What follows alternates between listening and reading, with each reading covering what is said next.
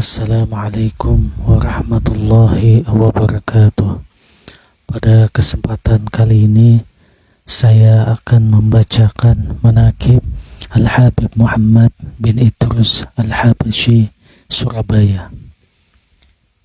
Bismillahirrahmanirrahim. Kaum muslimin di Jawa Timur, apalagi di Surabaya, terutama kalangan habaib dan muhibbin, tentu mengenal Al-Habib Muhammad bin Idrus Al-Habsyi yang makamnya terletak di pemakaman Kubbah, Kompleks Masjid Ampel, Surabaya. Beliau seorang wali besar dan ulama terkemuka yang sangat dihormati di zamannya, dan sosok beliau selalu dikenang orang sepeninggalnya.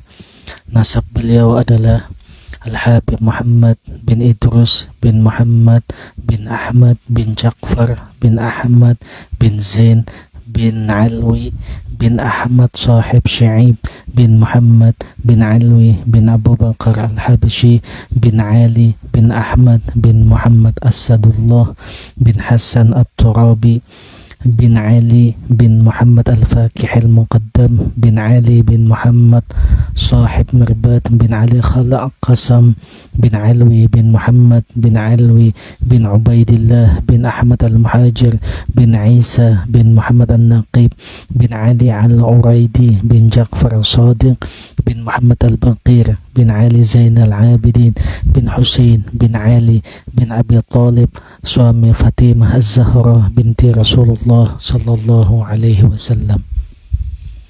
Beliau lahir di kota Hautah, Khala' Rashid, Hadramaut pada 20 Syawal tahun 1265 Hijriah. Sebelum beliau lahir, ayahnya Al-Imam Al-Arif Billah Al-Habib Idrus bin Muhammad Al-Habsyi telah datang terlebih dahulu ke Indonesia untuk berdakwah.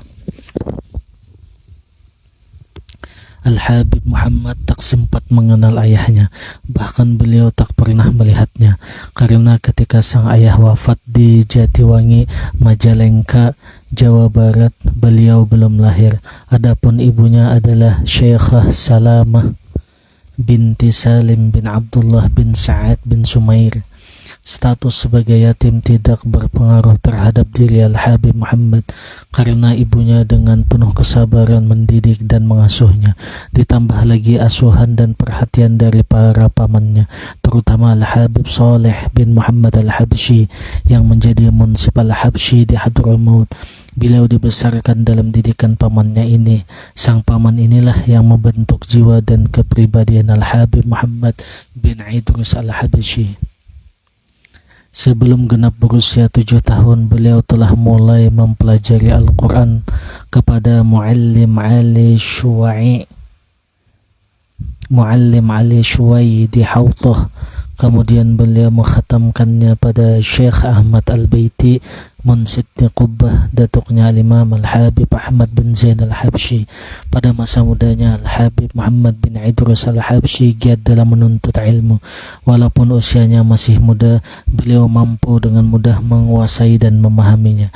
Berbagai ilmu agama yang beliau dapatkan dari para ulama dan aulia di zamannya, pada para gurunya telah menyaksikan ketakwaan dan kedudukan beliau sebagai seorang yang tak kenal lelah dalam mengamalkan ilmunya. Dalam perjalanan menuntut ilmu, Al-Habib Muhammad mengerahkan segala kesungguhannya untuk belajar, baik ketika masih di Hautah maupun di berbagai tempat lain di Hadramaut. Di antara kota-kota di Hadramaut yang beliau kunjungi untuk menuntut ilmu adalah Ghurfah, Siwun, Tarim, Sibam, Du'an, dan masih banyak lagi kota-kota yang beliau kunjungi.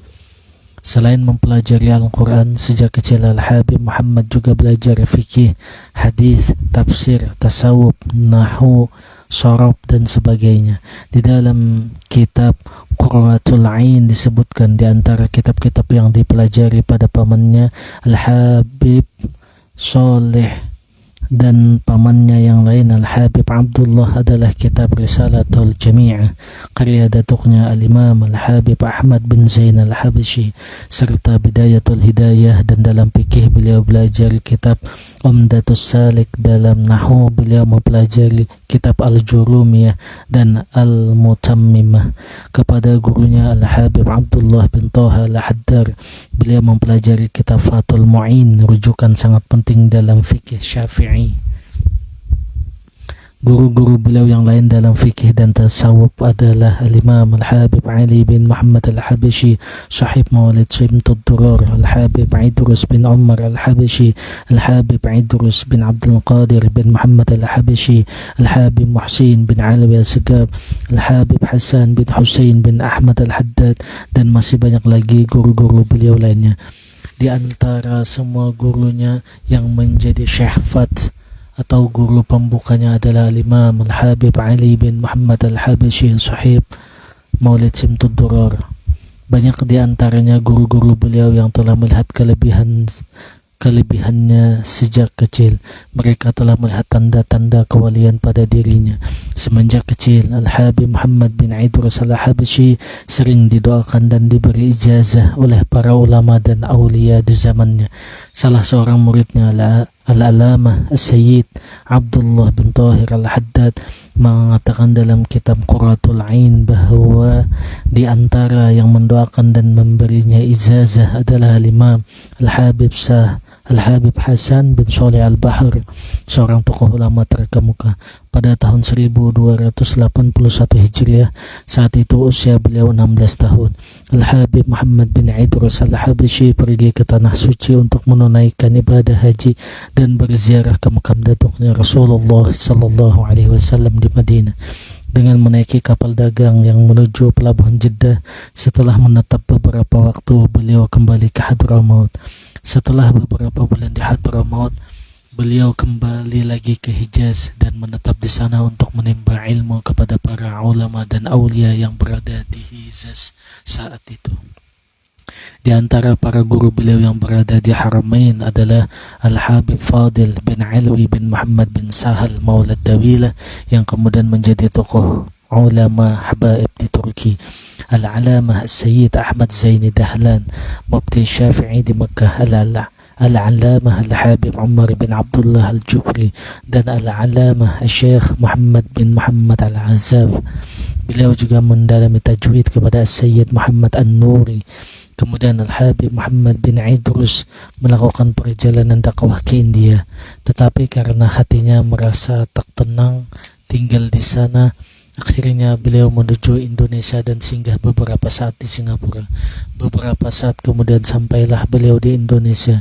Dalam perjalanannya ke Indonesia, salah seorang aulia yang merupakan guru beliau, Al-Imam Al-Qutub Al-Habib Ali bin Muhammad Al-Habashi, sahib Maulid Simtud Durur, telah mengutarakan dalam surat menyurat beliau, sesungguhnya orang-orang bepergian ke Indonesia untuk bekerja dan mencari harta keduniaan, akan tetapi putra kami Muhammad bin Idrus Al-Habashi bekerja untuk Allah.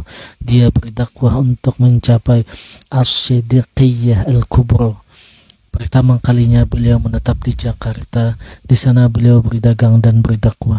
Di samping itu beliau menimba ilmu dan memperoleh ijazah dari Al-Alamah Al-Habib Ahmad bin Muhammad bin Hamzah Al-Attas, Al-Alamah Al-Habib Umar bin Hasan Al-Jubri, dan sejumlah ulama dan aulia lainnya yang berada di kota Jakarta kala itu. Dari Jakarta kemudian beliau pindah ke Surabaya. Di sana beliau berdakwah dan menyerukan syiar Allah sebagaimana para pendahulunya. Beliau berdakwah dari satu daerah ke daerah lain.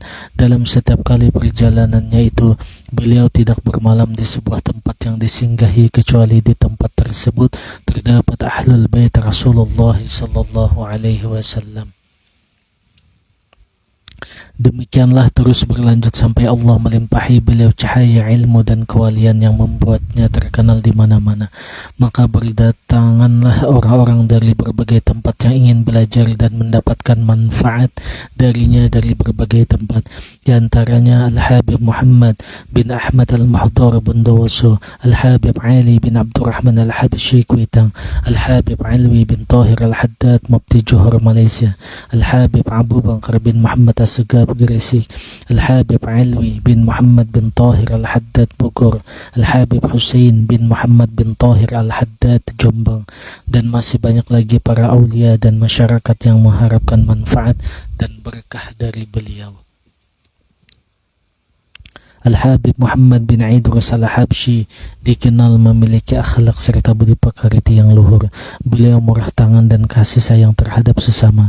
Harta miliknya tidak segan-segan diberikan kepada siapapun yang membutuhkan. Beliau adalah seorang yang dermawan, wajahnya sungguh sedap dipandang, tutur katanya lemah lembut serta penuh dengan hikmah, dan selalu tersenyum bila bertemu siapapun. Akhlak dan perangainya meneladani datuknya Rasulullah Sallallahu Alaihi Wasallam. Setiap orang yang duduk di samping beliau akan merasa bahwa dirinya lah yang paling dicintainya dan dipilihnya sebagai sahabat karib. Beliau memelihara anak-anak yatim di rumahnya. Anak-anak itu menganggap bahwa Al-Habib Muhammad bin Idrus adalah ayah mereka, karena beliau menyamakan anak-anak yatim itu dengan anak-anaknya sendiri di dalam memberikan pakaian, makanan, minuman, dan tempat tidur. Apabila anak-anak yatim itu telah beranjak dewasa, beliau yang mengurus perkawinan mereka dan memberikan segala sesuatu yang mereka butuhkan. Tidak mengherankan jika beliau dianggap sebagai ayah dari anak-anak yatim tersebut. Rumah beliau selalu terbuka bagi para tetamu yang datang. Tidak sedikit para tamu tersebut yang menginap di rumah beliau, dan beliau sendirilah yang menyiapkan dan melayani kebutuhan para tamunya itu. Setiap tamu yang datang ke tempat beliau, baik dalam maupun luar kota, selalu disambut dengan ramah dan senang hati. Bahkan apabila tamu yang datang orang yang tidak mampu, maka diberikan kepadanya ongkos untuk pulang dengan disertai hadiah untuk anak dan istrinya. Hal ini yang menjadikan Al-Habib Muhammad begitu disegani dan dicintai masyarakat luas. Beliau memiliki kebiasaan mendamaikan dua belah pihak yang bertengkar dan berselisih faham. Meskipun masalah itu besar dan sulit, tapi dapat beliau selesaikan dengan baik. Sebagian amal jariah beliau diantaranya adalah pembangunan masjid di Purwakarta, pembangunan masjid Ar-Raudhah di kota Jombang, dan lain-lainnya. Beliau sebagai perintis pertama pengadaan haul para aulia dan kaum solehin.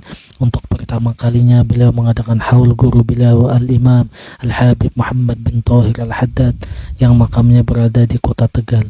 Beliau senantiasa berziarah ke tempat para aulia dan solehin, baik yang masih hidup ataupun yang sudah meninggal, yang diikuti oleh khalayak ramai.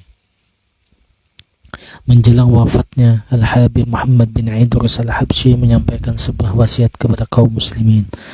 Aku wasiatkan kepada kalian, wahai para kepala rumah tangga, agar selalu ingat kepada Allah dan meneladani Rasulullah. Semoga Allah menganugerahkan keberkahan kepada kalian dalam menegakkan agama terhadap istri, anak, dan orang-orang yang berada di rumah kalian, termasuk para pembantu rumah tangga kalian. Berhati-hatilah, jangan menganggap remeh masalah ini, karena seseorang kadang mendapat musibah disebabkan orang-orang yang di bawah tanggungannya, yaitu istri, anak, dan pembantu. Sebab para suami adalah sebagai kepala rumah tangga dan pemegang kendali rumah tangga.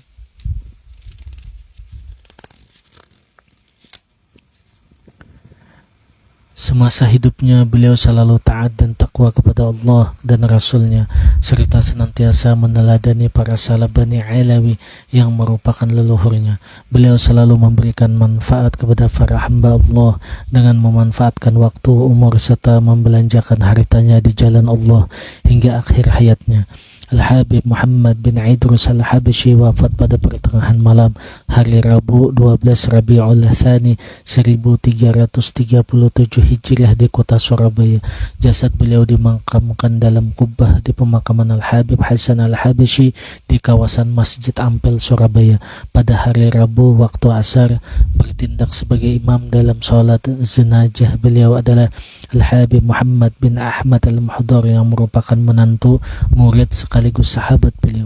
Di Indonesia, Al-Habib Muhammad bin Idrus Al-Habsyi yang pertama kali mempopulerkan pembacaan maulid dengan menggunakan kitab Maulid Simtud-Durrar karya gurunya Al-Habib Ali bin Muhammad Al-Habsyi. Pada setiap akhir Kamis bulan Rabiul Awal, Al-Habib Muhammad bin Idrus mengadakan pembacaan maulid Nabi seperti yang dilakukan juga oleh gurunya Al-Habib Ali bin Muhammad Al-Habsyi di Siwon Hadramaut. Beliau mengadakan di daerah Jatiwangi dekat Cirebon, lalu memindahkannya ke Bogor hingga timbul fitnah dari orang-orang yang hasud dan dengki. Kemudian beliau memindahkannya ke Surabaya dengan bantuan kapten Arab dari keluarga Babset. Demikianlah hal itu berlangsung terus sampai beliau wafat. Sepeninggalnya, yang meneruskan pembacaan maulid yang dirintis beliau adalah Al-Habib Ali bin Abdurrahman Al-Habsyi di halaman Madrasah Jamiat Khair Jakarta. Ketika Al-Habib Ali bin Abdurrahman Al-Habsyi mendirikan majelis taklim di Kuitang, beliau pun memindahkan acara maulid tersebut ke majelis taklim Kuitang dan berlangsung hingga saat ini. Wallahu a'lam. Demikianlah pembacaan manaqib Al-Habib Muhammad bin Idrus Al-Habsyi. Semoga saya dan pendengar sekalian mendapatkan rahmat dan keberkahan dari Allah Subhanahu wa taala. Allahumma salli ala sayyidina Muhammad wa ala ali sayyidina Muhammad.